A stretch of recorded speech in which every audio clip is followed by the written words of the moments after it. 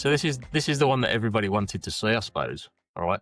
So when we talk about payroll at home, or do we talk about recruitment at home? I'm not sure which one it is, but Payroll. it's got to be more payroll in it than recruitment. But payroll people talk about it like it's process, cycle, file, deadlines, whatever it might be. But anyone who's ever carried the weight of global payroll knows what the truth is about payroll. It isn't just numbers, it's more about people, dignity, stability, trust. And that trust's fragile. So today, my guest is somebody a little bit closer to me than most people get ever in anybody's life. But my guest today understands the fragility better than most. She survived and lived through it, reinvented herself loads more times than Madonna has. She's been responsible and relentless under pressure. She comes with managing complexity across borders, cultures, and compliance. And she's become one of the most important voices in my life and in global payroll, not because she's chased visibility, because she's earned that respect from me as well as her peers and people around her. I'll say this up front, this episode is really, really special to me. And it's probably because I'm a little bit biased, because she happens to be my wife. So this episode is for people who've been asking for that real peek behind the curtain to what it's like living with somebody who's that involved in recruitment globally and that involved in payroll, how that marriage works. So I thought it was about time that we sort of lifted the curtain, showed people what goes on behind closed doors. And today it isn't about systems, it's about humanity, that resilience, and about what it really means to lead from the quiet end of the business where mistakes are unforgiven. Excellence is invisible until things go wrong. And that's where the impact touches more lives beyond the pay slip. So I want to welcome my wife, Victoria O'Callaghan. I'm wondering whether this is going to be like a therapy session or whether we're at full recruitment and payroll. Well, let's go for it. It could possibly be more therapy than it is podcast. I don't know. All right. So people see from my perspective, and this is only me because we've attended some events together. We have. Yeah, I know. Because you say, stay over there, stay every way. And I'm like, yeah, okay, wife. But most people see you at events and they see the stuff that you post. They see that confidence that comes through. I always call it the facade that people put on for the professional lives. When you go to an event, like you put on your nice clothes, you don't walk around in jogging bottoms and sweatshirts, which is what I usually wear behind closed doors and cameras, as you well know. But they see that pristine image of you. They don't see the pressure at home. They don't see all the pressure that goes on behind the scenes that you carry on your shoulders. And that's remarkable to me because obviously I know and see what goes on behind closed doors. So let me ask you, what carrying the responsibility of global payroll really feels like when no one's watching? It's a tough question, that. Honestly, yeah, it's pretty heavy. And I think depending upon your role, the pressure is certainly there within payroll. Payroll touches everybody that you work with. If you don't get that right, I always think if you don't get payroll right, it's going to affect people's lives. And I think that for me was one of the biggest things when you start really realizing the effect of payroll and what it has on people. But if you don't get people's pay right, that's going to affect them, their security. Can they pay their mortgages? Can they feed their children? You get that wrong. And it's a big weight that you're holding on your shoulders to be able to make sure that you get that right. And you get it right first time. That is the key thing. Getting it right. Yeah, getting it right first time as well. So you know what it's like. I've done it throughout my career. I've woke up at 3:00 in the morning. Did I do that? I've worked stupid hours to be able to get things done. But I think it's because people who really work in payroll understand the responsibilities. They know a lot lies on this. This isn't a job that you can just do a straight 9 to 5 walk out and think, hey, I'll pick that up tomorrow. I'll do it tomorrow. It can wait. There are certain things that it just can't wait. And that is really why, payroll people are different in that way. They've got to get it, they've got a big responsibility on there. And yeah, certainly, even more now when you start thinking about implementation, they're doing a big change. This might have been years in the making. They made me think about changing payroll providers for years, and you're doing their go live. You're running their implementation, and it's almost, you take that breath, go, okay, I've committed that payroll, it's gone. And I've done this throughout my career when I was processing payrolls. You commit that payroll and then you hold your breath and you go, okay, let's see how it goes over the next few hours. Let's see what sort of response. You're never going to get anybody that is going to come back. And I see this time and time again on LinkedIn. Did somebody thank you for their payroll? No. Why should they? Why would they? They won't thank you. I don't believe that people should have to come to you and say, thank you for doing your job right. Thank you for paying me right. But on the other hand, you get it wrong and you will hear that straight away. You'll get the emails, you'll get people running up to your desk, you'll get the phones going, or, the chat functions will be going. You get it wrong and it's an instant. You won't get the thanks, but I still think in the same way, you don't go to, any other, you don't go to, your bank and go, thank you for making sure my deposit's coming to my account, right? It's expected. But when it's wrong in a big way, and you'll hear about it straight off. Yeah.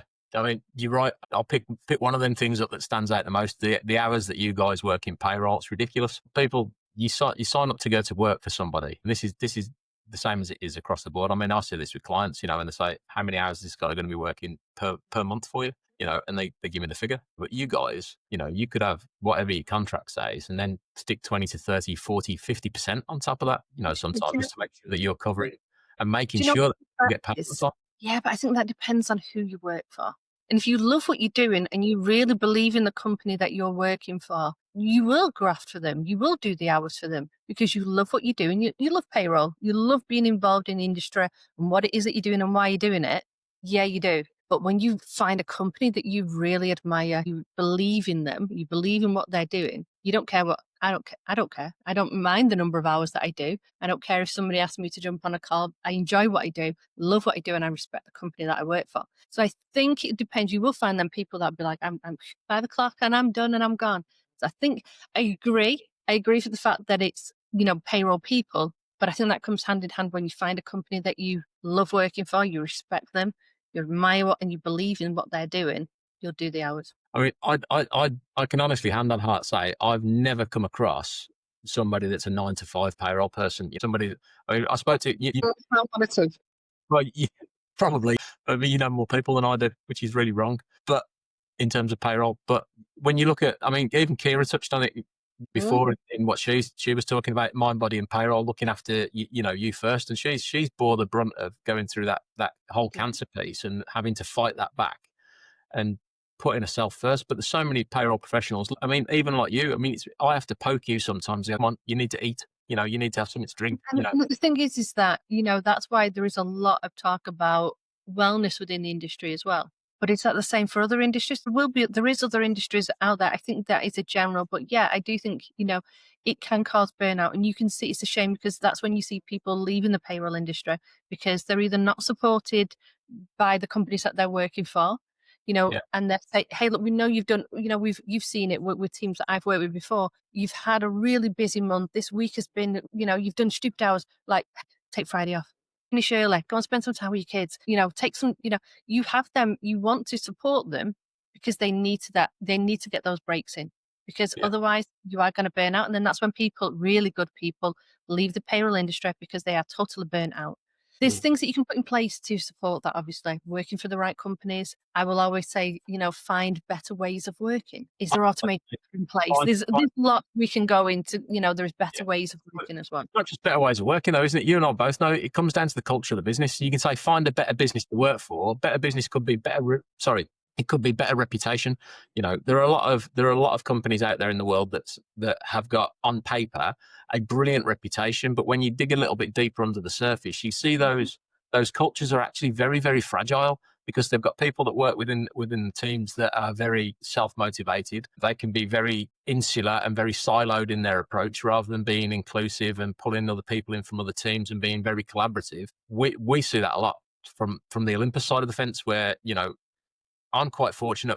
We do work with Deel. We work with Deel quite well, and the culture that you've got there, it's phenomenal. I've never worked with another company that has got that much passion to do it the right way and make it better for people. It's the solutions that you guys are providing into the market are brilliant. And that's not just me being biased because you work for Deel. It's me looking at it from a CEO of a global recruitment business saying, okay, when companies come to me and say, what do you know about EORs? And, I have to speak as I find, because when you look at a company culture that's really collaborative, that works at pace, deal speed is something that is an actual tangible, real thing. And there's not a lot of companies that are out there that can even match you for speed. Where have you gone? He's gone. Halfway through it, disappears. Husband? Okay, so we'll try again. This is what happens. What happens when the signal drops out between the UK and Dubai? Wow, but you didn't do that. If you're messing with your camera, stop messing with it. I'm not messing with my camera, but it's telling me now that the visual effects, there's a problem with that. So give me 2 seconds. Just let me turn everything else off to make sure that. But you didn't do that for Jason Davenport, did you? I did. I absolutely did that for Jason Davenport. What, I have to keep leaving the call and coming back? No, I didn't have to leave the call and come back because, believe it or not, it worked. It worked right first time. But this is the whole thing. What you're talking about, right first time, and everything else. I wish it worked right first time. I absolutely wish it worked right first time. But if you bear with me for 2 seconds, caller, I'll make sure that this doesn't happen again. It sounds like I hear a clip clopping like a horse. A clip clopping like a horse. What's Right, strange? let's do that. Check everything else is. There is nothing else off. Let me just do that and see if that helps. Okay, and let's click back on here.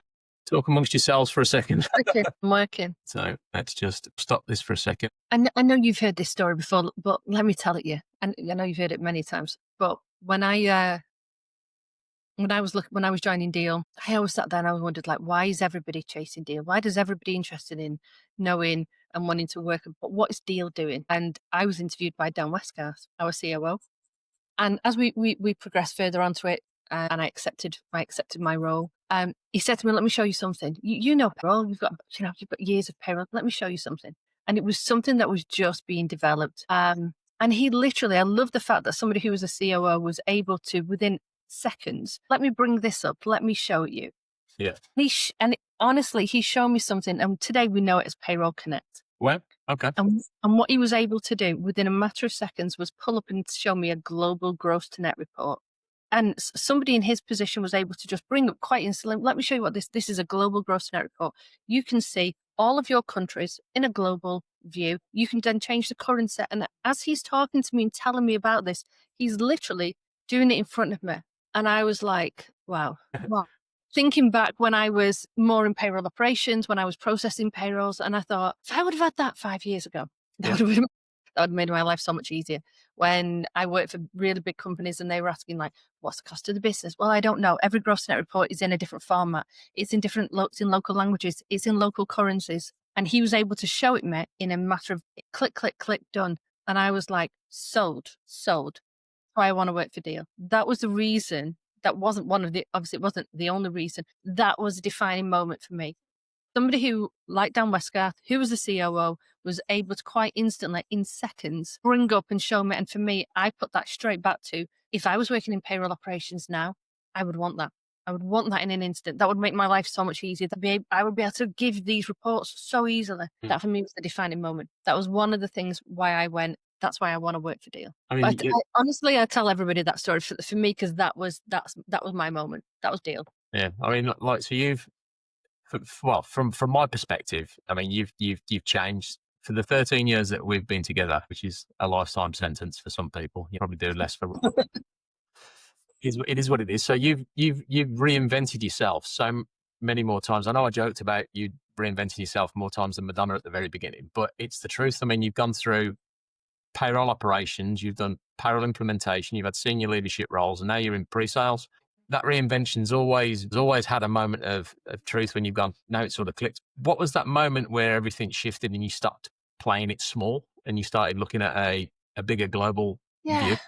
I don't know whether I would call it reinvention. I don't know whether I would call it. It's reinvention. You can call it reinvention. Okay. I think it's about learning. I feel like if you don't learn, what's the point? So if you know what I've been like in payroll, and I love where I started. I started in a deco many years ago, and I was learning, and I was right at the very beginning. And each stage of what? Shouldn't mention the enemy on my podcast. Blooper. We can look at all the different stages of what I've done within payroll and how that has evolved for me. But for me, it's learning. Was there a defining moment? I don't think you know it at the time. I think you've got to go back and then look at it and go, oh, that was one of them. That was really something. I guess for me, I've got two defining moments. I think the first one for me was really seeing the impact of it. It was somewhere like Think Money. Think Money for me was one of those companies that I worked for, at the time, really big financial company based in Manchester, amazing people to work with. And it was my first opportunity of really being sat with a finance team. And I think if you've got a payroll team that is close to finance, you're going to learn so much. Again, it was a learning moment for me. I've named before some amazing people that I worked with there, but there was a guy there called John. He was amazing and he taught me. He gave me the time and really taught me a bit more. And he absolutely would not let me get away if something wasn't 100% reconciled perfectly. So he taught me a lot. But that was one of the first moments for me when it was like, oh, so this isn't just when somebody asks you what job you do, you're like, oh, I work in payroll. It wasn't about that. It was really about looking into the wider aspect of it and going, this is a career thing. This isn't just I work in payroll. This has got a lot more to be. I've got responsibilities. It comes with a lot of, there is processing payroll. There's comes with a lot more than just saying I work in payroll. I think the second one for me, it's really when you start really looking at implementation. If you get that wrong and you get implementation wrong, everything else after that, there's no point in it. It's going to be wrong. If you set that up incorrectly, and it's like I said to you before, people spend years working out and saying, okay, well, maybe we're not happy with the provider we've got, or maybe we want to consolidate all of these. We've got growth now. They can spend years thinking about, we're now going to do a transformation. We're now going to we're going to change providers. And they're going to put everything on you and say, okay, I trust you. I love the product. I love your sales and everything that you've gone through. Okay, I'm going to give it to you now. That is a defining moment. And therefore, you've got to look at that and say, okay, everything sits with us. We've got to get it right. We've got to make sure that the trust that they put in you, we're going to deliver everything that you want. And it isn't just about taking that payroll from the current providers, putting it onto like Deel, and then saying, there you go. It's a transformation. Your process is going to change, everything about your role, and we want to make it better for you. So really, they're the two defining moments for me. But I think more recently, certainly when you start talking about implementation, that is a real big shift when you start talking about payroll. Yeah, you're right. I mean, payroll is the quiet hero, isn't it? So from what I see is when everything goes right, you get silence. Yeah. When things go wrong, that's when chaos ensues. So it's You really want to sit there. If you've done a good job, you'll hear nothing. If you've got it right, you'll hear nothing. You might get an email of somebody going, especially on an implementation, well done. We really, it's been great. You might get an email that goes, that was great. Well done. If you hear brilliant. nothing, pat yourself on the back. That's also a well done. You heard nothing. I think that's where payroll people the world over, I think, it's one of the most thankless jobs in the business, isn't it? Because if you get it right, nobody comes to you and says, oh, well done, that was brilliant. We've got you reconcile it to the penny. Payroll's gone off without a hitch. Everybody's been paid. Everybody's got their bonuses. But if you get it wrong, the tickets start flying in, or phones start getting lifted, or emails start flooding into the door. And the thing is that you've seen it. I worked for a company a couple of years back, and every single penny mattered. They were paid, people are paid every single, and it should do. Every single penny matters. You get that wrong. I've had people stood in front of me screaming because they're so passionate, and they're like, it means a lot. £100, £50, whatever that amount is, they've worked for it, they've earned it, they've done the hours, they've done the overtime, they want it. And therefore, I've had people, and they will come to you with your pay slips right in front of you and say, it's wrong. And I love the fact that people know their pay slips. They know when it's right. They look at it. I'd love to ask as many people, how many times do you actually check your pay slip? There's a lot more savvy people now, believe it or no, because literally with things costing a lot more to just carry out your daily life, everybody's watching the pennies. The more, we won't get political about it, but the more that the things change within the country and globally, costs rise. People are becoming that little bit more savvy, and it starts with what you earn, how you earn it, and how you hold on to it. So that really bleeds into how payroll has really had to evolve. Payroll has had to evolve now to really support that as well. You look at different payroll frequencies. If you were in a different country and they're used to be paying weekly, you can't really move somebody and say, we're going to put you on a monthly pay. What people are doing now is looking and saying it's about financial awareness as well. Right. Yeah. So there is a part of, companies that you're working for, businesses now really having to think about financial awareness. They're offering real-time payroll. They're offering ways of earned wage access for you to be able to get to your money earlier. In the UK, we're very much that you get paid, and it's more than likely you'll get paid at the end of the month. The last working day, last Friday, something like that you'll get paid. You've got to last that month. And now people are sitting there saying, we don't want you to have to go to a loan company, really big. It's your money. You've earned it. Do you have to wait for the whole month for it? No, we'll give you access to it earlier. So if you've earned it, therefore we can release it. It's earned. And that's how payroll companies and providers now have really had to evolve and say, it's about the financial awareness. It's about looking at how we can support you as well financially. really making sure that we can offer you that money. If you've earned it, you should be able to have it. You don't have to wait till the end of the month. It's revolutionary for the temp and the contractor market because a lot of the lower level blue collar temps, I mean, obviously not something that we get involved in from Olympus side, but blue collar temps that work in construction specifically, they go out on a day rate. And, for those guys, I mean, specifically across the UAE as well, we see that the amount of infrastructure that's being put into place all over the UAE, specifically Dubai, Abu Dhabi, Bahrain, Oman, places like that, where they're building rapidly. Those workers need access to their money quickly. So I can see the earned wage access and being quite revolutionary for certain industries, whereas other industries, is it going to impact higher level contractors? Possibly, possibly not. I think it's horses for courses, but we'll wait and see what's going to happen in the recruitment. So why do you think then payroll remains invisible? Why do people carry that silence? Not sure whether payroll people are necessarily quiet. I've worked for people who will sit there and just put headphones on and just want to get the head down and do it because they want that level of concentration. But I think as well is that, do we need to be loud? Do we need to, it's not about being loud and the most outspoken person. It's not about going into a room and being, waving the flag of payroll, but it's about, knowing where the industry belongs as well. And I don't like using the terminology, we need a seat at the table. You should already have your seat there. Make your own seat there. I honestly believe it. Make your own seat. Don't sit there saying, we deserve a seat at the table. We should go do it. Go and do it. Take it upon yourself. Please, you can sit there. You can go on LinkedIn and you can sit there and write an article. Give yourself a voice. It doesn't have to be loud. It doesn't have to be the most outspoken one in the room. But you can sit there and be passionate about what you believe in and payroll and making it more visible to people and sharing your experiences. It's not about screaming and shouting and, oh, we deserve, but it's really about sitting there and saying, this is an industry where people are generally most probably a little bit more quiet. Yes, we most probably are, but there is times and places to really speak about it. There's times to sitting there and to enjoy what it is that you're doing. CIPP does National Payroll Week. Mm. There's things that you can do to really be involved. Not sitting there and believe saying just sit there and bake a cake and you can sit there. We can be involved in webinars. Cakes out. I love baking. I'm a great baker, but I'm not going to sit there and bake a cake. Is that really going to get a conversation started within the industry? Go and speak to people, reach out.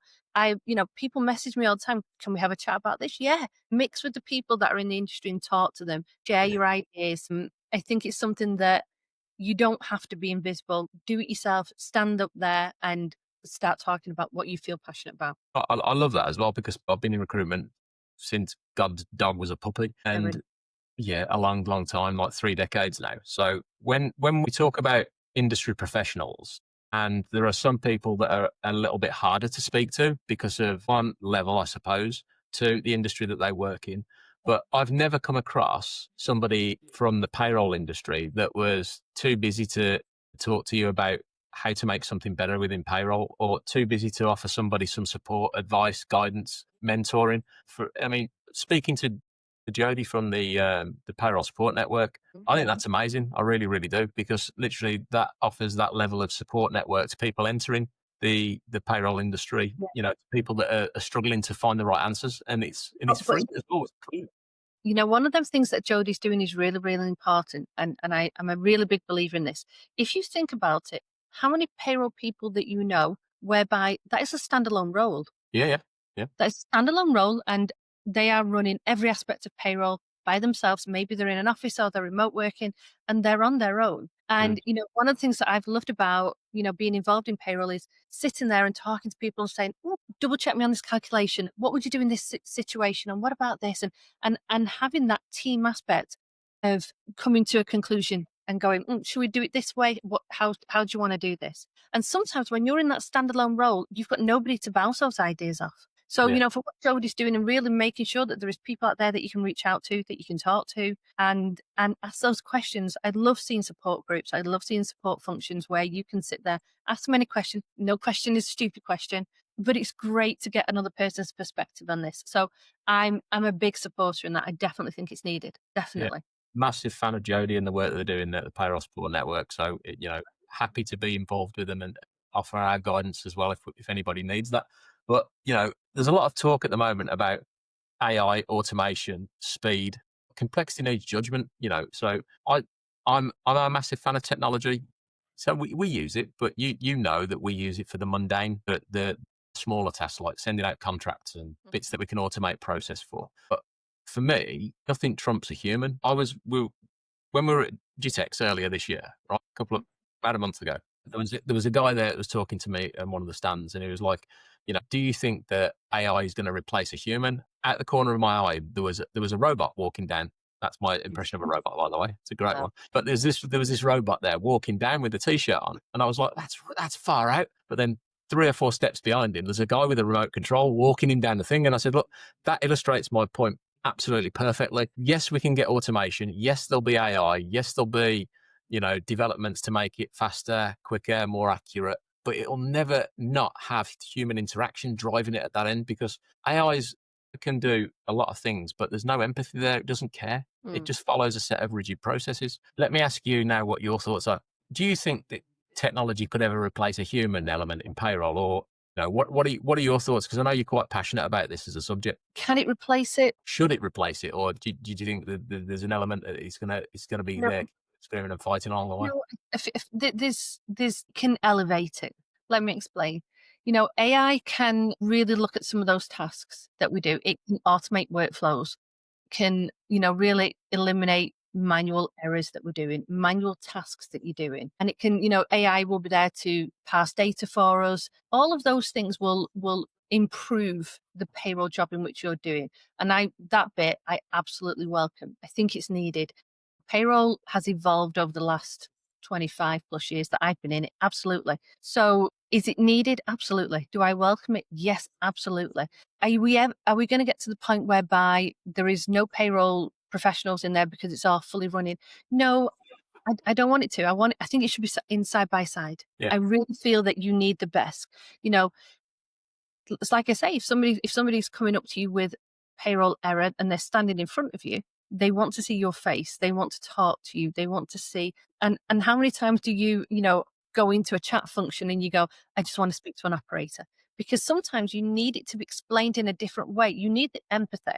You need somebody who's really gonna, if you're moving countries, Yeah. and you need the advice, you need somebody to really have that knowledge. You're gonna get the knowledge. I can read it. I can read it time and time again. I can read a chat function and it can tell me all about what I need to do. But sometimes, what about those statutory rules and the regulations that I don't know about? Yeah, I can read it. Hmm. But But do you what want to read it, or do you want to have a physical conversation? I guess it's personal preference. Me, I'd like to read it, but then I go, okay, I've read it. I really need to speak to somebody because I want to ask another few questions as well. Mm. How does this work? And then somebody would be like, oh, I've moved to that country. Great, tell me a little bit about it. You want that personal side as well. So, I think that AI can support payroll. It's gonna elevate. It already is elevating everything that we do in payroll. But can it replace the people who interpret it, who guide it, who reassure it and make those decisions and be empathic about it? No. And that's really why I believe that with AI and payroll, it goes hand in hand. We Yeah, need it. Absolutely need it. Will it fully replace us? I really hope it doesn't. I don't think it will. I think so either. I think, like you say, it comes down to personal preference. So, like, and you can see it in every element of your life. It's not just payroll. I mean, it's even at the supermarket. So, you can walk into Waitrose, Spinneys for me. Like, literally, I will always go to where there's somebody stood at a checkout, because I like that personal interaction, that human element. It's brilliant. But I like people having options. I Yeah, like people. I feel it's all about options. There is people there who'll be like, I don't have the time. I just want you to give me the answer and I want to read it. I've digested it. I'm done. That's great. yeah, So why don't we just give people the options of what they want? There will be somebody there who says, I've got a payroll question. I want to go onto a WhatsApp call with you. I want you to explain it to me. And this is the person I speak to every month. There is somebody there who just wants to type in a question. How does a leave policy work here? They want the answer. Let them have the options. So really, that I feel like that is really where it's going to develop. love it. So, I mean, you've not chased that level of visibility, through the payroll industry. It's something that I think's just come to you quite naturally. You found your voice because you wanted the impact. So why does your voice matter now? What would you say to women in payroll who still feel invisible? Feel it's time to speak up. You don't. I did spend years very much being like, just go with it. I didn't need the spotlight. I wanted the recognition. I knew I was doing a good job in what I was doing, and I just delivered. And I think there's a lot of people out there who will just be like, I'm just going to go with it. I'm just, and it's the same every month. I'm processing the payroll. I'm doing it, but I really want to speak out. I know that there's processes that I can do that should, change the way in which payroll's working, but they're just not going to speak up about it. So, you know, I would say, you don't have to wait for somebody to give you permission to say you're allowed a voice. Go and take it. Go Mm. and do it. I love seeing people who, like, say, on LinkedIn, or people when we go and speak to people at events Yeah. and do talk to you. And it's amazing. They'll sit there and say, I've been working with a new provider. I've been able to sit there now and now start talking about the changes I would like to see. I've been able to give feedback. And I think, why couldn't you do that a few years back? So you don't have to wait for somebody to come to you and say, and what is your opinion on this? How do you feel about this? How can your vote, what can we do to improve what you're doing in your payroll at the minute? Is this the right system for you? Would you like to change these processes? I don't feel like you have to sit there and wait. You Mm. shouldn't sit there and wait. Everybody has a voice. You're more than welcome to sit there and say, okay, hey, email your boss, email the person who sits next to you and be like, let's have a chat. Do you think this is the right process? Do you think we can improve it? Let's have half an hour. Let's sit down and see how we can make this better. It's time to speak up. It really is. You shouldn't just sit there and be quiet about it. Controversial one. Do Mm. you think this is the controversial one, right? Do you think that payroll should have its own standalone reporting line, or do you think payroll should report into HR? And I know that there's going to be loads of people out there that this impact. It's massive because literally it's like two sides of a chessboard, isn't it? HR and payroll. Everybody's got their own different specialisms, So when I talk to a lot of HR people, they're dealing with, in their words, not mine, tears and tantrums a lot of the time. Rewriting policy and stuff like that. So when you're talking about payroll professionals have a different skill set. You're all part of the same people function, right? Because I believe that everybody should work collaboratively. But when you're talking about payroll, my thoughts and feelings are on it that HR professionals shouldn't get in the way of a payroll professional's opinions. If it's something that directly affects and impacts payroll and people that are getting paid, I think that a payroll professional should make that decision rather than a HR professional, even if the department is being led by a HR professional of significant time and years. That payroll professional should still have that input into the process. I come across it 2 days ago. Basically, I was talking to a payroll director for a business that reports into a HR director, and they're looking at changing their payroll engine for the business. So I was like, okay, this is quite an interesting subject, but she's told them what they need from a payroll perspective. And the HR person said, okay, well, that doesn't work for me. I want this for the HRIS system. And I'm like, okay, well, if they totally ignoring that payroll professional's advice.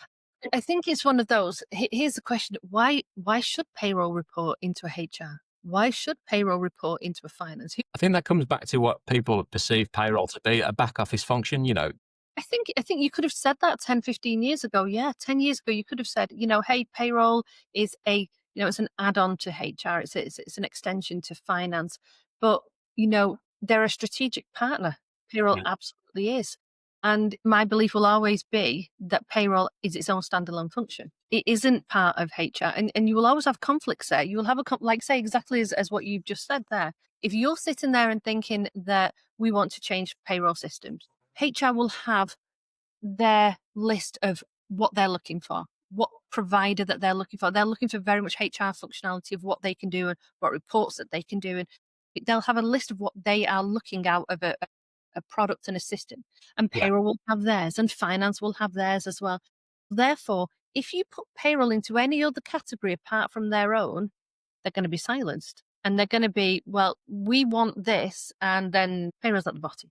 Yeah, I think it comes down to what the business needs as well, because payroll professionals know what it's going to take and know what is required. I suppose that, could you get that same level of interest from a finance team? Yeah, you probably could, because they're more interested in the pound, shilling and pence and making sure that everything reconciles. So that more closely aligns with payroll, but HR, I'm not so sure that payroll into HR. No, I think it's one of those. I don't believe that it sits in any other functionality. I don't believe it should sit with finance. And where I've worked before, and I've worked for finance teams before. I've learned a lot about them. That was 15 years ago. It was a finance. I learned an awful lot from them. And it was part of a finance team. I've worked for other companies as well, whereby you've been part of, part of a HR team as well. I Yeah. believe it totally needs its own standalone, its own standalone team, its own standalone function in that, because you're all looking for something different. And if you're guided by HR, it's not going to be what you're looking for in the end. I speak to companies every single day when we're talking within pre-sales. And one of the things when they're looking to change payroll providers, I will always want to speak to their local teams. The local payroll teams that they're working for, it may be a decision that's been made by a CTO, somebody there, chief people officer. That's amazing. They're the person who's going to sign it off. But make sure that when you're changing payroll providers, bring everybody into these conversations. Bring your finance team into it. Bring your HR team into it, and absolutely make sure that your local payroll, the people who are going to use it, make sure that they're all involved. If you make that decision and you're not bringing in your local teams, it's going to be harder to get them to use it, to make them really appreciate why you're changing and why you've chosen this. Give them a voice and let them choose it with you as well. I understand there will be somebody who's the decision maker in this, great, but make sure that you bring everybody into these conversations so they can all really be involved in that. Right. Okay. Brilliant. So I think it's time we flip the script then, and you started asking me some questions. My turn now. Okay. Are we going to do just on recruitment? Oh, okay. I'm going to do one which you don't know that I'm going to ask you. Okay. What is the most annoying thing about not about being married to me, honestly? Well, shopping. What do you hear from me as being the biggest complaints on payroll? What is yeah. The biggest complaints on payroll? Yeah. What do I complain about most? I don't hear you complain. You do. You're like, we'll scrap that one. Yes. So much that you talk about and things that impact your day. You know what I mean? I think that the biggest thing that you talk about is parallel runs. Really? You know, I could literally, you must mention the word parallel run to me 27 times a day. You know, Really? when I was in the apartment and you were talking to me about literally the importance of parallel runs, I'm like, okay. I feel like I must say the word all day. It's country specific. Country specific and parallel. Yeah, I'll give you that one. Okay, so let me ask you, what's changing at the minute in the payroll and recruitment market right now? What do you see as the most changing factors? What's changing? What's breaking? Like, what's emerging out of these two between payroll and recruitment today? There's loads, you know. So I think if looking ahead to what's changing the most, it's the way that people are hiring, you know. So Olympus Talent's really, really, really unique in the market. And I say we're unique because I don't know anybody else that does it. And there were people out there that can comment in the comments and say, actually, we do that. And I'll be like, yeah, smashing. So feel free to comment and drop a note if you do the same thing. But for me, the biggest thing that's changing the game at the moment is hiring for culture. So we see a lot of businesses all over the world now that are taking that culture element on board and realizing that it's a massive precursor into productivity, retention, and so much more within the business, you know. So I think there's going to be a massive uptake with the way that people hire. You know, they're going to be looking at that culture fit, and then qualifications last, you know, which is something that we're seeing that's changing and becoming even more prevalent in the business. I mean, I was at, again, Gitex, and we were talking to people there, and they were saying, like, how do you guys recruit? How do you hire? They were saying, like, okay, we look at the qualifications, how many years experience that person's got. And I said, that's brilliant, but that's the wrong domino to push first. You should be looking at, does that person's personality fit the team to start with? Are they going to be complementary to start with? Can they add something that your team doesn't have to evolve that team to the next stage of evolution, to your next level of productivity, to add that level of speed, urgency, dynamicism to your team that you're not seeing at the moment? And there's more and more people that are, I won't say waking up to the idea, but there's more and more people contacting us on a daily, weekly, monthly basis saying, can you teach me about hiring for culture? And the answer is yeah, because you should have been doing it all along. You know, I think that when I look at Deel and the way that Deel hire, that's been a core pillar of how you guys have recruited. You've recruited for culture first. You know, you've had that. I think what's the interview called that you've got now? That's a new addition. So you have You mean the Elevate interview? The Elevate interview.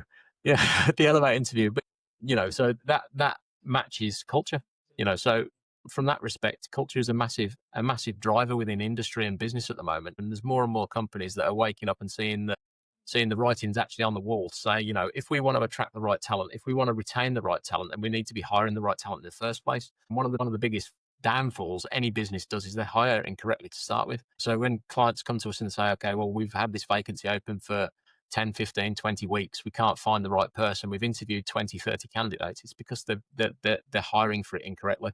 So we have to go back and re-engineer what they're looking for, talk to the hiring managers, make sure that the vision, mission, and values of the CEO that started the business with the sweat off his own back translates down into that org structure. So those people then are hiring the right way. So talking to people like Alex, Dan Westgarth, show they're all about the same business. That culture flows through those guys into the team. So I was talking to a guy a couple of days ago about Deel, and he was saying, so what do you notice when you speak to other people that work at Deel? I said, all dealers sound the same. It's like you've got a cookie cutter and you cut them from the same cloth. Every single one of them speaks the same way. They're passionate about the same things. They're fast, they're dynamic, and they're all about the same business. It's a wonderful culture and a wonderful business to be involved with, and I think that more and more people are recognizing that now. And you can see that in the way that their growth's absolutely shot up the graph. So yeah, that's pretty much what I'm seeing as a change. Next question, caller. Next question. Do you think that people generally, what do you think that people think that we sit here and talk about at home? I don't know. Do you think that people honestly sit there and go like, wow, you're really boring. You sit there, you sit there and talk about payroll at home? You talk about payroll and recruitment. Yeah, we pretty much, yeah. So, do you think that we do? I don't think so. I think, are we like any other normal couple? I suppose so, yeah. We talk about normal things. What's the typical? Okay, let's see something that people wouldn't know about me and you. Let's do one of those. What will people be surprised to learn about you? I know. All about me. Yeah, do one about me. Go on. Well, I'll do one about you. You do one about me. You're a prolific reader. You would much prefer to turn the TV off, literally, of a night time and pick up a good book. I don't know if you can read. Now, what book have you? This is what I'm reading at the minute. This is what came through the post this morning for you. Oh, I know. So I think it's a book by Christian. Yeah, Christian, who works for Deel. I've just bought his book as well. So yeah, I read. I read an awful lot. I would much prefer to sit and read than sit and watch the telly. I'd like to get outside and do a bit more, but no, I'm reading at the minute. I'm sure a lot of people have read these. I'm reading that. What would people be surprised to understand about you? To learn about you? You're a massive geek. You are a massive geek. Huge. Yeah. So I don't think so. It's Star Wars. It's Lord of the Rings. It's gaming. It's everything like that. It's Lego-y stuff. We were in Orlando, weren't we, last year, and I ended up carrying home Star Wars lightsabers. Protect them with your life, Vic. We were on God knows how many different planes, and yeah, I ended up being the one carrying the lightsabers. So I think people would be surprised if they didn't already know you to know that you are a massive geek. Huge geek. Huge. Huge. 50th birthday, planning on buying more Lego and more lightsabers. Believe it or not, for my birthday. Okay, right. I think you've got some quick fire questions. Quick fire. I think we've got some quick fire questions. Let me just try and see what the quick fire questions I've got for you. Okay. Or you can change them and add some additional into there. We can. You might have to cut me if I can't remember the answers. No, but yeah. So I'm just trying to think of some. But literally, we've gone through loads, so I don't want to duplicate because. So let's go with. Okay, I'm just having a look. So we talked before about the way that you've reinvented yourself. So you've been in payroll operations, implementation, leadership, and now pre-sales. For those people out there that know what operations implementation, leadership's obviously pretty self-explanatory, but pre-sales is is that a new term in terms of EOR, EO, No, I don't think necessarily you would say it's a new term. I think it's something whereby it's very much needed. It's really, really needed at this moment in time. I've led implementations. Myself, I've implemented hundreds and hundreds of clients. And you learn something. Every single implementation is very, very different. And every client wants something that in itself is going to be different. And that is what global payroll is around. And that's what it is about. Sales is something different. We have amazing sales teams. I absolutely adore working with our sales team. But there is a bit that within pre-sales is really about supporting those clients in, like I've said before, they're making a decision to change their payroll. They're making a decision to change providers and therefore change the whole structure of what their payroll processing is going to be about. It's going to be something new. And really, pre-sales is really there to support them through what even starts off with, what is it that you're looking for?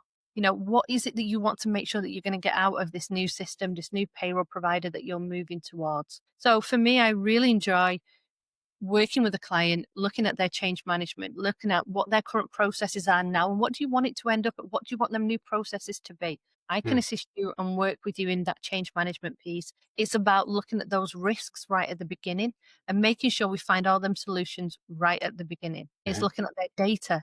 It's looking at how they're going to be using their new system and how is it going to affect all them teams as well. Making sure that you're there as part of readiness. I love sitting there with a new client and saying, "Have you thought about this?" And they go, "Oh, no, I've not." Okay, really, let's dig a bit deeper. Let's do some workshops. Let me spend some time. And really, you want to be in a position to say, when that client fully understands that they are ready to start an implementation, they know where their data is, they know what documents that we may be needing. They've really thought about how that change management is going to work and how they're going to move to a different provider. And then they go, right, now I'm ready to start an implementation. What we don't want is somebody starting a new implementation.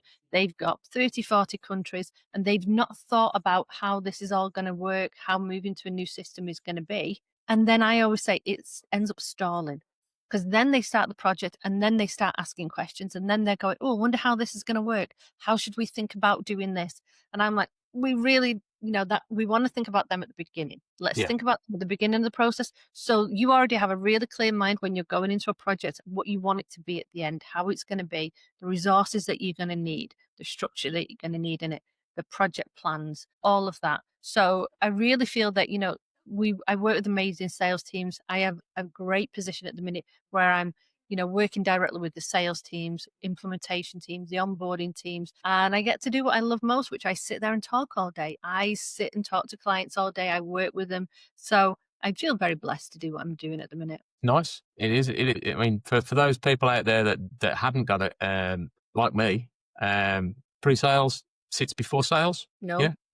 No, but that would be that would be your assumption, wouldn't it? So it's a pre-sales thing. It's your job that sits before the sale. But I think what you're talking about gives a lot more clarity and a lot more light to a subject that people need a lot more guidance through.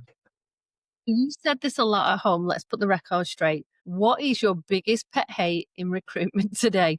My biggest pet hate, I suppose, 100%, it's unqualified recruiters, influencers, basically that have got several 100,000 people that have followed their semi-naked body profile picture, that are trying to give out what is genuinely terrible advice to people. Terrible advice to job seekers who are genuinely struggling to find a job, that need genuine help from a qualified, proper recruiter. People who genuinely believe that LinkedIn Recruiter makes them a recruiter. It doesn't. It's a tool. Anybody can blast out messages. Anybody can post content. Anybody can generate noise, but not everybody can change lives. And recruitment is a responsible job. It's that responsibility. It's psychology. It's judgment. It's protecting clients. It's protecting candidates. It's not influencing. It's not a look at my lovely meal when I've sat on a beach in Dubai. Yeah, brilliant. Stay in your lane. Stay in Instagram and stay out of people's jobs. It's to be a recruiter, you have to be a master of your craft. So I get a lot of applications for consultants to come and work with Olympus Talent all over the world. And I had an interview 2 days ago with a candidate that said that she'd worked for a reputable recruitment business, or she thought. And I asked a recruiter one question in the UK. So if you're a recruiter of any substance and you like you say, you've got 5 years experience, because that's where people come from a lot of the time. When they come to speak to Olympus, they've got that level of experience. And I just ask them, tell me about the Equality Act of 2010. What are the protected characteristics? And you won't believe the amount of people that cannot even give you those answers and tell you what the protected characteristics are. I had it just this morning as well with a candidate that was based in Ireland, now living in Portugal. Really, really nice guy. But he said he'd worked for a construction recruiter. And he said, I've got 5 years experience, and he was talking to me about that. And I said, well, you'll be able to answer this question then, because obviously you recruited in the UK for construction. He said, yeah, I did. You write adverts. Yeah, I write adverts. So tell me what the protected characteristics are under the Equality Act of 2010. And he couldn't tell me. He said, nobody's ever taught me that stuff. So this for me is the foundational knowledge that people need. It's like going into payroll and saying, okay, I can count to 10. I can do payroll. You can't. You know what I mean? It's brilliant. But yeah, that's my pet. That's my pet hate. And I hate it with a passion. People that aren't qualified, aren't trained, and giving out advice. Like somebody was talking on TikTok the other day. I love TikTok, you know I do. That's my guilty pleasure. A bit of a doom scroll at night, but I watch this imbecile of a recruiter. Well, I'm not even going to call her a recruiter. She was basically telling people to put ghost text in their resumes, in their CVs. Ghost text hasn't been a thing for 20 years. It was outlawed and stamped out by most applicant tracking systems, by most job boards, because people were trying to use the key information or the keywords, so it would be recognized by an applicant tracking system, and typing it in and changing the color from black to white. It was effectively ghost text. And she was like saying, oh no, you got to do that, put it in your resumes. I was like, I had to respond on it, and I'd say, look, ghost text doesn't work. It hasn't worked for 20 years. You love a bit of TikTok. Oh, I love it. I love a bit of banter with people as well. It's my guilty pleasure. 2, and Star Wars. Yeah, I do love Star Wars. I'm a massive geek. And whatever you're gaming on. Whatever I'm gaming on, PlayStation. Oh, I know something that somebody would be surprised to learn about you. What's that? You do a good bit of cooking. I do love cooking. You do? You do a good fair bit of cooking. Yeah, that comes to learning. That's not saying that when I was a young man. Wait, that's not saying that. Wait, before let's just stop that. That's not saying I don't cook. Before everybody goes, oh, does that mean that you don't cook? That's not saying I don't cook. It's just that I do. That's just saying that you're pretty good. You did a wicked Christmas dinner last year for 15 people. I did. Sat there and very happily drank some bubbly, and you were the host. You did a great job. Yeah, thank you. I really appreciate that. But literally, when you're going through college and uni and stuff like that, and you need to pay your way, nothing's ever been easily achieved in my life. So when I was right back in my career, I literally had to take a job so I could pay my way.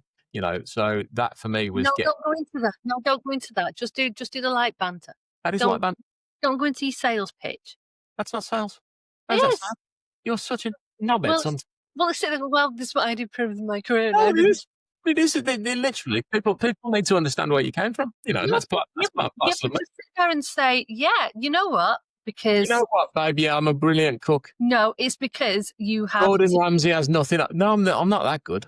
But see, I think Gordon Ramsay would go, "You're bangavo." You know what I mean? Bangavo. Or yeah, you did a good Christmas dinner. I did a good Christmas dinner, and it's probably because I literally went into his cookbook and in his videos and watched how Gordon Ramsay made his Christmas dinner. Loads. That's where I sit there on TikTok and I'd be like, yeah, we need to make this and we need to do this. Am I going to do a beef? Troy wants a beef Wellington for this year through his Christmas dinner. Am I going to make a welly? I don't think I could do it. No, I'm not doing that. Not doing that for Christmas dinner. Here's a question. What's been the highlight of this year? The highlight of this year for me, personal or professional? Well, let's do a personal first of all. Personal, spending more time in Dubai with you. I think because you're really, really busy and you're all over the world meeting people and traveling and stuff like that. And I think that the more I've spent time out of the UK, the better I've enjoyed things, and the more I've enjoyed spending more time over in Dubai with you and literally getting some must time. I think we're really, really busy. You're pushing Alba your job. I'm really pushing Olympus hard, and that time that we spent together meant a lot. So yeah, that's been professionally and for Olympus talent. Professionally and for Olympus talent, I think. Wow, there's been loads. I think the GTEx Expo was a nice high. Had some amazing growth this year. I mean, I think there has been a growth here. But let's not blow the trumpet too hard just yet. It's going to be one of them things that we open more branches, we hire more people, we take on a lot more clients than we're working with, currently. I think I won't say we close the door to a lot of businesses. I don't want to see this as a bit of a sales pitch, but we said literally no more a couple of months ago because it was getting to the point where we had a lot of companies coming to us saying, "Can you help us? Can you help us? Can you help us?" And we were literally working at capacity, because the way we hire is very different to everybody else. So it takes a lot of, I won't say it takes time, but we've got a 2-week time to hire for a reason, and to make sure we give that level of service to all the clients. It was a point where I turned around to the guys and said, "Look, at the moment we service what we've got, and we work with those clients and make sure that we're keeping our promises." So I think in the new year, we look at opening Abu Dhabi, we look at opening Doha, and literally extending our reach throughout the UAE. Probably open another site in the US as well, maybe California. Or Do you want to ask? Do you want to ask me now?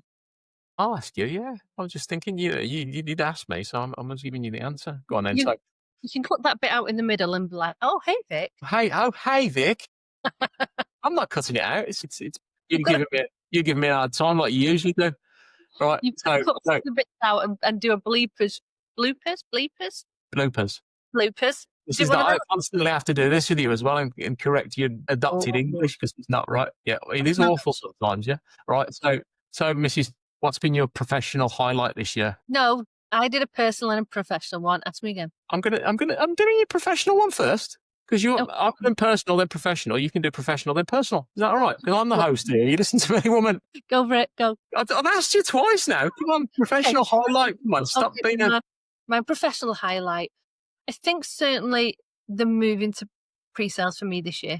It was something that it was more unexpected, but it was one of them defining moments where I go, actually, I really enjoy this. I keep on saying to people, 12 months ago, like, I'm not a salesperson. And they were like, you're already actually doing it. You're Yeah, already going on those calls. You're already supporting people without necessarily saying I was sales. Now I work with a great team, and it's amazing speaking to people. You come off your call and they were like, Vic, thank you. That was great. Client really appreciated this. You've helped us secure and win deals. And, I really want to be there to support people, support the teams and what Deel's doing at the minute. So certainly for me, moving into something that was a little bit outside of my comfort zone, I had to learn. It was challenging. And that's what I love. I want to be challenged in what I'm doing. I want to feel that I've got to learn something every single day. I need to keep on learning in what I'm doing. So certainly from a professional side, moving into pre-sales has been something that, has been unexpected for me, but, really, really enjoying it. okay. And what about on a personal note? On a personal note, Yeah. there's a few things. There's a few things for me this year. As you Go on. know, we went to New York in June, and we saw Shane graduate. Shane is our eldest, and for me, seeing 4 years ago, he'd never set foot in the US at all. Mhm. Never been there. He was given a scholarship to go to America and to do high jump. You have to go and see the post on LinkedIn if you want to find the story about him. But for Yeah. me, as a family, we all went over there. We saw him graduate. For me, it was emotional, but it was something. It was like one of them proud mama sort of moments where you get to see that. So that for me was a real big highlight. I always talk about my kids. I always talk about what they've done, and seeing the three of them and what they've achieved this year, for me, that makes me immensely proud. Being able to sit there, watch what they're achieving as three, very grown up men now of what they're all doing something, something different. And I love watching what they're doing and growing, and being able to sit back now and go, okay, I didn't do a bad job. I didn't do bad. Yeah. 3 totally amazing young men living their best life, I think. So that's totes emotion. Totes, babe. Totes emotion. Totes. Okay, you've got 20 minutes and then I've got to go. Yeah. We've been that long. God, Well, yeah, you were messing about for the first 20 minutes and then you cut me off 3 times. sorry, tech issue. I had to contact IT and say, look, what's going on with my system? And they said, yeah, just turn it up and turn it back on again. Press the Anyway, button. yeah, push it on, turn it off. Have you done your update yet, boss? No, I haven't done my update yet. Well, that's what's going to be wrong with it. You need to do your update. Oh, brilliant, thanks for that. Right, so in terms of like a bit of a rapid fire one, I have got some rapid fire questions. No. Popped in. Okay, go for it. Right, favorite country to implement? I know UK. this. UK. Okay. I would be wrong if I didn't say that. I would be wrong if I didn't say the UK payroll. So, favorite one, UK. Okay, I'm not going to ask you your least favourite payroll phrase, because I think we've covered that, or it's my least favourite payroll phrase anyway. Can I answer it? Well, You can, sweet one. we've always done it that way. Like, we've always done payroll that way. Do we need to change it? We've always done it, but you may have done it. You may have done it that way. Yeah. Okay. Most underrated payroll skill? Empathy. Empathy. Oh, nice. Yeah, I'm going for a different one. Okay, I like that. Empathy's a nice one. So, what's one trait every payroll pro needs? Do you think? They need to have resilience. Yeah, thick skin and resilience. Yeah. Absolutely.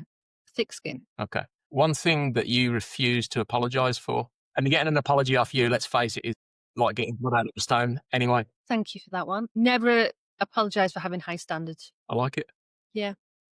I've got high standards, and you never apologise. Okay, that's No comment. No comment. okay. No comment. Right. What's your biggest payroll ick? Ooh, ick. Yeah, Bad data. bad Bad data. data. Yeah. Bad data and just be like, oh, we were too busy. We didn't do. Yeah. Bad data. Like if you start with bad or not having processes in place, Yeah. just some of them basics, get them right at the beginning. Yeah. Okay. And your secret sauce, if you had to boil it down to just 3 ingredients, what would they be? So I would say adapt, honesty, Yeah. and resilience. They would be Brilliant. my. They They'd would be be my. Yeah. right. Okay. So we finished the show with the same thing all the time. So I've done it for everybody that's come in to the show so far. So you are not getting away without nominating your payroll Olympian. Somebody that you think is shaping the future of work. That person who goes above and beyond as a payroll professional. Who are you going to nominate? Nice. Is that your brain working? There's somebody drilling right behind me, right in the middle of that. Thank you for that. I'm going to say it took some time to think about that one, but literally, for me, this is important. This is who gets the mic after you. So Oh, who gets the mic after me? yeah. So this is the Payroll Olympian, somebody that we need to feature on the show. Okay, I've got this one. No, we've discussed it a few times. We have conversations. I'm going for Max. Max. Max van der Klaus. Ah, yeah. We love Yeah? Max. We love Max. We love Max a lot. We've talked about this one. I think we should have Max on next. I think we should have Max on next. So I've been speaking to a number of other people, right? And that is a tremendous book. What a read that is. Are you getting the theme now that we like books in our house? Yeah, Vic has a lot of books, lots of books. In my life. Yeah. So there you go. There's Max's, and he sits on the shelf with all the other absolute pros. So he's in good company there because I've got literally Erin Meyer's culture map. We've got Ant Middleton's First Man in. We've got the Christian up there now. Christian's he's not made it to the shelf yet. He's got to be stamped first with the library stamp. So we've got a library stamp as well. So we've got Mel Robbins, Let Them. I'd love to have Mel Robbins on the show. I think that would be absolutely outstanding. I'd love to have Ant Middleton on the show. I think he'd be an absolute Here is let's change this one because we're going energy. Here is one thing that people would be surprised to know about you. Okay. Who keeps you company? If you were to turn the screens off behind you, okay, who's underneath the desk down there with you today? Who's joining you today on the secret sauce? Who's joining us on the secret sauce? So Who's joining us on the secret sauce today?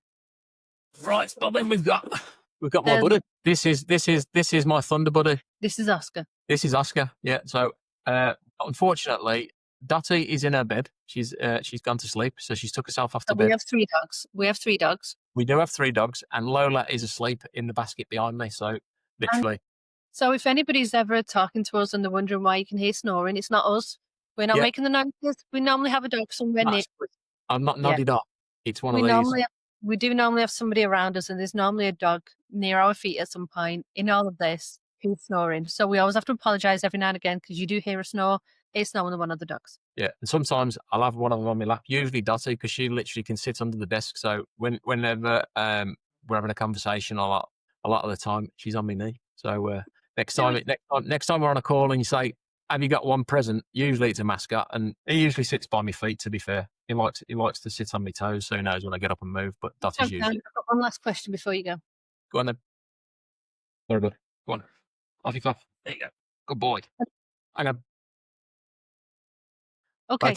Yeah, you and me, Silver. Yeah, you're Silver. Yeah, I'm not. Betty. Okay, so Ian, last question. You did a recent post on LinkedIn, and I know I'm gonna do a recent one on you. You did a recent post on LinkedIn, and it was very much about a little bit more a personal one that we don't normally get from you. A bit more about your transformation journey. Oh yeah. I've gone from being a fat body to a thin body. I don't think it's not just about weight. There's a lot that it did change as well. So tell us what has happened in the last 3 years, because it's an amazing story. I'm always very, very proud of what you've done. But what's changed in the last 3 years then? Tell us about your transformation. The transformation, wow. I got to the point where I was 27 and a half stone, monster me. And I was struggling. I think it got to the point where I mean, I come home that day and I was literally really, really bad. I'd got a massive ring of sweat around me. I thought I was having a heart attack. I wasn't. I was having a panic attack, but I needed to do something about my weight. So we decided that together we'd do something about it, and we did. I think that I didn't put a picture of you up deliberately because I thought you've done me wrong again. You've done me dirty. We may cut to this in a minute and show you the before and after pictures. I don't know. I think we should probably use the one where we were at Chatsworth. Where the one that you said that looked like somebody had inflated your face with a pump. Yeah, yeah. So that's I think that was also our most heavy. But you know what? We enjoyed life. We enjoyed food. I really enjoyed food a lot. We did, but do you know what? Do you not feel that we made excuses? We used to get to Friday. If you think of what we used to do as a family, Yeah, we did it as a family as well. We yeah, used to get to Friday, we'd finish work and we'd say, "Hey, we've had a really long week. It's been really tiring. Oh, we're exhausted." Nobody wanted to cook, and we'd be like, "Oh, we'll just order a takeaway."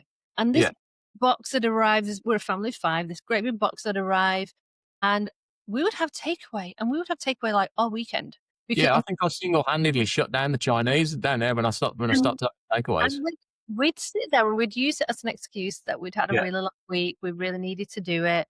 Oh gosh, we'll just order a takeout instead. And we both really put the weight on. We didn't feel very good for it. yeah. We were exhausted. We were exhausted carrying the amount of weight. How much weight have you lost in total? Well, I've gone from 27 and a half stone now down to 11 stone 10. So yeah, I've lost a significant amount of weight. And Yeah. that's even you can see it in my forehead. I think the most. Thank you for that. No, Do I mind? No. I think if you look at how our lives have changed, we used to have very sedentary lives. We'd sit at a desk all day, and we would move. You and I both know that the hours that we both work are very long hours. So I might get up and go to the loo. I might get up and make a coffee, but I might eat my lunch at my desk. It's making that conscious effort to go and take a walk. So now we've got the dogs. They don't know they're born. They have more walks now than they've ever had in their life. So we take them out in the morning, take them out in the afternoon, which is brilliant because I work from home anyway. But weather permitting, and obviously sometimes we're in Manchester, sometimes we're in Dubai, but but we've had to make some real big changes in our life, haven't we? massive changes. Of what we've done from not it's not just eating habits, it's No, it's training, going to the gym, going to the gym. swimming. Yeah, it's been a lifestyle change. We've changed the stuff that we've used to do. I mean, yes, I like a bit of doom scrolling at night while I'm in bed, but I don't spend hours and hours and hours on social media. I really don't. I think one of my greatest friends, Louina, she said to me, "Be loud in one place first," and that was advice that I needed. That's not just changed what we do as a business in terms of that, but it's changed what I do in my little bit of social time that I get. Yeah. So rather than sitting on Facebook and scrolling through everybody else's, you probably find that you don't see me post a lot on Facebook. I think I posted once in a year on there. It's really about sitting there and looking about what is important to you at the minute. We've had to sit there and really think about, are we sleeping enough? Yeah. Are we not just going to the gym, but are we exercising? Are we really prioritizing those things? I don't really feel like our eating habits now it doesn't feel like a big drastic change that we've done because now it's our norm. It's what we do. Yeah, well, we eat organic food now. Yeah. I don't drink at all. So when people say, "How'd you go out for a drink with everybody?" Because I drink water more. Hence the reason why I look so young and snatched. I don't drink water. I'm I'm trying. I try. I don't. I'm terrible. Yeah, that's me trying to drink water. So yeah, I mean, I'm really proud of what we've done. You've lost 15 stone. I've lost nearly 7 stone now. It's a big change for us. Feel better for it. Shopping habits. I'm loving that now that I get to, I can wear clothes that I didn't think I could wear before. So it's definitely made a big impact for us of what we've done. But yeah, I think it's a real big achievement. I love seeing your post the other day where, yeah, it's a transformation. It's not just about losing the weight. It's a lifestyle change of what we have a family. And it's putting those good impressions to our kids as well, our family.